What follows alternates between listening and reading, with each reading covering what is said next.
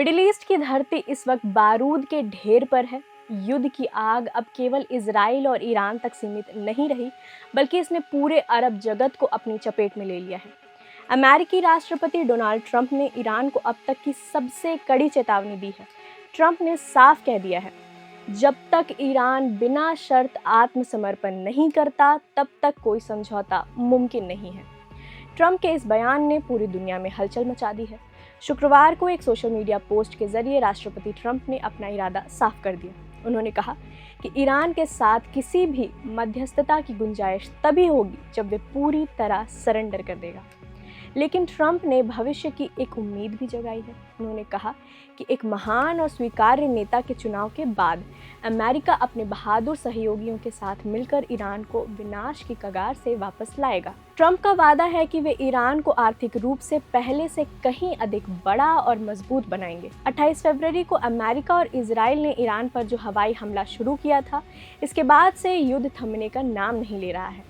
इन हमलों में ईरान की सैन्य क्षमताओं, उसके नेतृत्व और परमाणु कार्यक्रमों को भारी चोट पहुंचाई गई है, लेकिन ईरान भी शांत नहीं बैठा है। शुक्रवार को ईरान ने पलटवार करते हुए कुवैत, कतर, सऊदी अरब और बहरीन पर मिसाइलों और ड्रोनों की बारिश कर दी। ईरान ने कतर के अल उदैद हवाई अड्डे को ड्रोन का निशाना बनाया, जिसे सुरक्षा बलों ने नाकाम कर दिया। वहीं सऊदी अरब ने रियाद के दक्षिण में प्रिंस सुल्तान एयरबेस की ओर आती 3 बैलिस्टिक मिसाइलों को हवा में ही नष्ट कर दिया।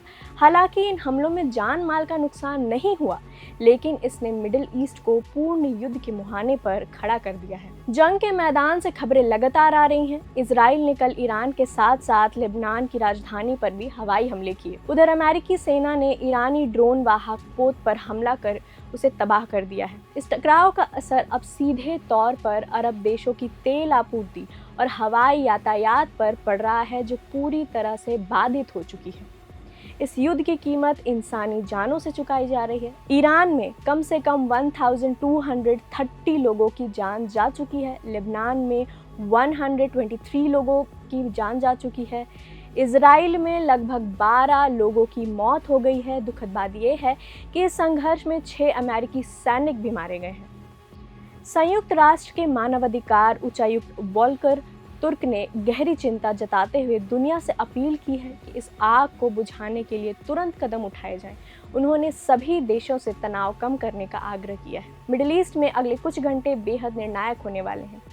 क्या ईरान ट्रंप की शर्त मानकर आत्मसमर्पण करेगा या यह युद्ध दुनिया को किसी और बड़े संकट की ओर ले जाएगा?